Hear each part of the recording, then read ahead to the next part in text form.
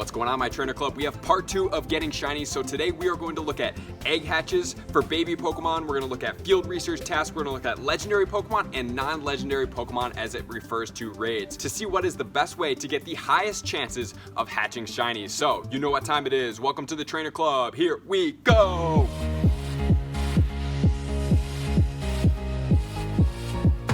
Welcome everybody, and before we get going, I just wanted to remind you guys, thetrainerclub.com is going to get you the free pin. We have 1 week to get it. I want you guys to have this, so make sure to take advantage. Go to thetrainerclub.com and get that free pin. Let's do this. So now let's get into part 2, everything that you need to know for the shinies that have the higher catch chance rates, and they are more desirable. So let's get right into it. So now going on to part 2. This is an exciting part because the shiny ratio increases significantly from here. So here we go. We have community day and we have raid bosses. We definitely want to know about this.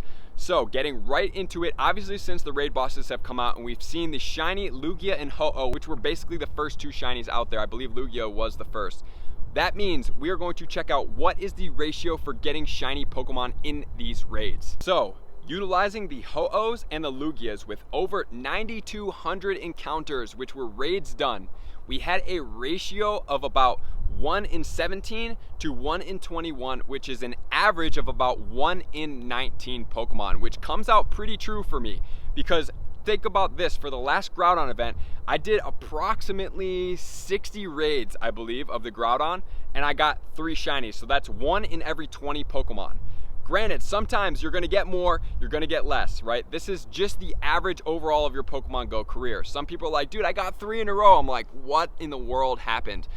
There might be a chance that you're gonna go ahead and you're gonna do a Latios and you're gonna get none, right? So it's just the average. So here, we're talking about 1 in 19 from the legendary raids, which is a significant increase in the amount of shiny raids. And then that moves us on to the non-legendary raids, which they checked out the Mawile and the Absol. They had over 1,500 encounters of each of them. And for the Mawile, it was 1 in 35 that were approximately shiny, and the Absol was about 1 in 75, which does question a little bit of further looking into. So that's what they're gonna do. They're gonna continue to look into that. But on average, let's just say we average that out, 35 to 75. Let's say we'll split the difference. We'll make it about 1 in 50 raids for those Pokemon that you are going to get a shiny. So the legendary raids, much higher shiny encounters. So obviously you get 1 free raid pass a day. There's potentially that you could spend money on this. So the shiny raid encounter, since you could be spending money, is a little bit high, which ranging from the legendaries, which you're getting the most bang for your buck at a 1 in about 19, to the Mawile and the Absol, which is about, let's say, over 3,000 encounters, which will average it out, like we just said, we're having about a 1 in 50 shiny rate encounter.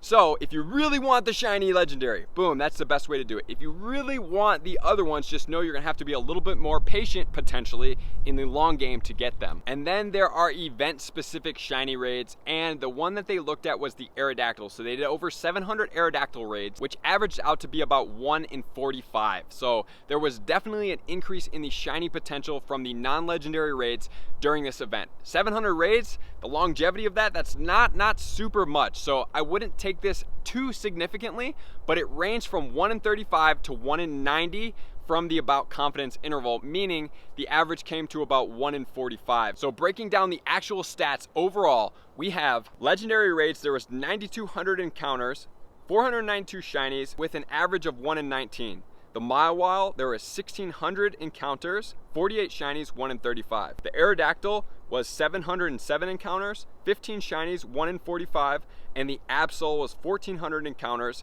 19 shinies, and 1 in 75. Overall, the raids obviously have a much higher boost in these shiny Pokemon. So if you are looking for something specific, the raids are obviously definitely going to be the place that you're going to look for them. The one barrier to entry is that you only get 1 free raid pass a day. You can skip a day and stack 2 for 1 day, but you're still only getting 1 per day, every day, right? Even if you didn't do 1 today and you got 2 tomorrow because you had 1 sitting in your bag, you're still only getting 1 a day on average every single day, right?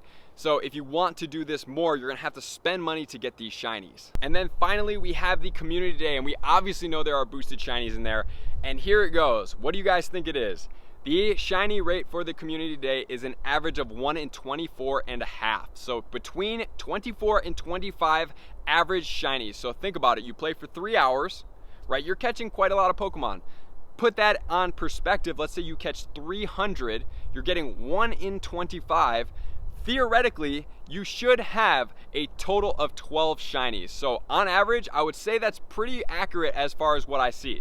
Sometimes everybody will be like, how did you get so many shinies? If you're in a place like Lincoln Park Zoo in Chicago, the spawns naturally are just insane. The Pokestop density is insane. The Pokemon in those Pokestops with the lures on them are cycling every 5 minutes. The amount of Pokemon clicks you're gonna have is absolutely crazy. So you'll be able to catch like 500 Pokemon in the amount of 3 hours, even more than that. So then you increase the amount of shiny potentials that you have exponentially. So with that said, the section 2 is the section to focus if you really want to encounter shinies at a much higher ratio. Granted, there are places, and most of these you have to pay for, except Community Day, which is rare because it's only about once a month, once every 3 weeks, depending on what the schedule's like.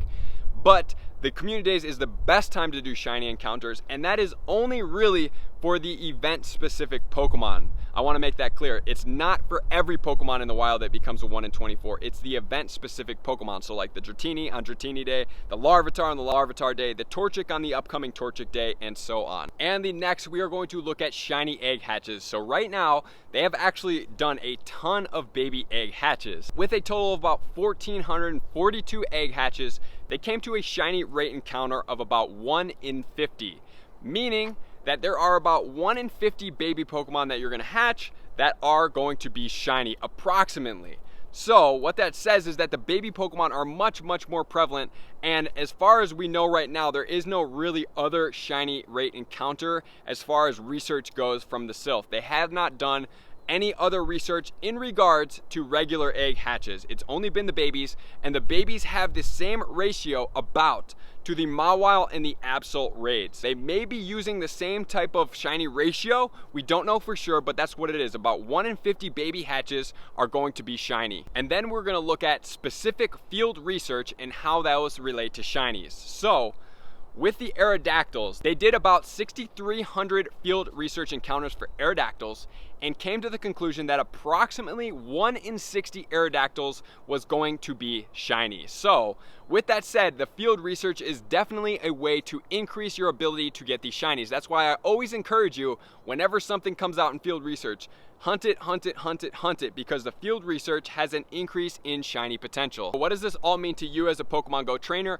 And then I'm going to go ahead and I'm going to give you my thoughts right after that. The base encounter is going to be 1 in 450. So that is just about the average that you're going to get over the lifetime of your Pokemon career as far as what the shiny rate encounters. I know that some of you guys will have higher, some of you guys will have lower. That's just the reality. The average overall of all the Pokemon players is about 1 in 450. Same for Weather Boost, same for the species specific. However, there are 3 types of raid that are going to have differentials. We have the legendary raids, which is going to be about 1 in 19 shiny rate encounters. And then we have the raid exclusive Pokemon, which is going to be like Mawile and Absol, going from an average of about 1 in 35 for the Mawile to about 1 in 75 for the Absol. And then we have the shiny rate for the event specific Pokemon for the raids, such as right now, we are going to have about a 1 in 45 chance of getting it when we pulled data from the Aerodactyl research day from the raid bosses when they had the shiny Aerodactyl come out. And then for the community day, we're looking at about 1 in 24.5.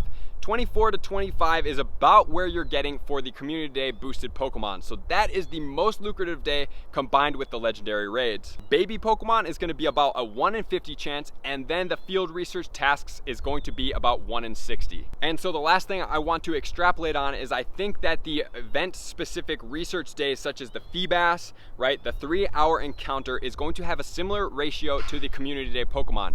We're going to have about a 1 in 24.5 chance of getting a shiny out of there. So here we go. The best ways to get the shiny Pokemon, depending on what you're looking for. Number 1 is obviously going to be legendary raids. The legendary raids are about 1 in 19. It is going to have a cost to entry. Second one is going to be community days. It does not have a cost to entry, so you're going to be able to play for 3 hours. It's very rare though, right? It only happens once. 3-hour ratio of these exclusive rare Pokemon. You're going to be able to pine at them and get the shinies. That is the second most lucrative.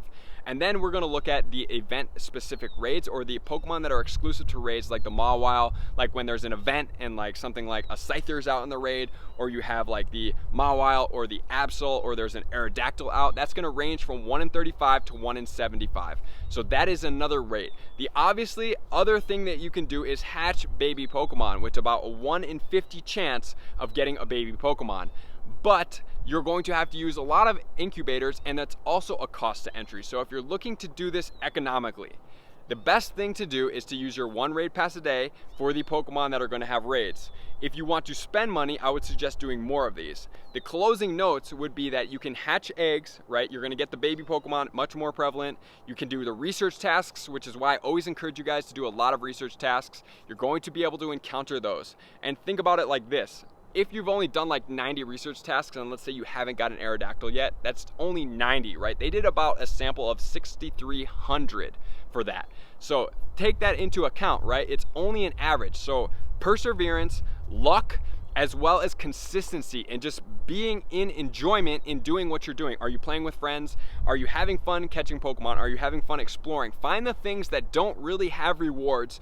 Get obsessed with those things, because that's just the process of getting there, and let these other things be bonus celebrations. Don't make this your shiny encounter that you didn't encounter a shiny for this event, and then your energy drops, your motivation drops, you don't want to play anymore. Because if you were in love with just playing Pokemon, to encounter Pokemon, to have fun with your friends, to getting a little bit of XP, to getting Stardust so you can power up good Pokemon, you would love it. For myself, I really tried hard for that 100% Groudon. I really wanted it because I have the Rayquaza, and I also have the Kyogre, but I did not encounter it. But I did slightly let my mindset go off and really get focused on that 100% IV. So then when I didn't get it, I was a little bit disappointed. And then in reality, it came back to me like, dude, you love making Pokemon Go videos, you love interacting with people, you love catching Pokemon, you love getting out there and getting Stardust, you love powering up your teams with that Stardust.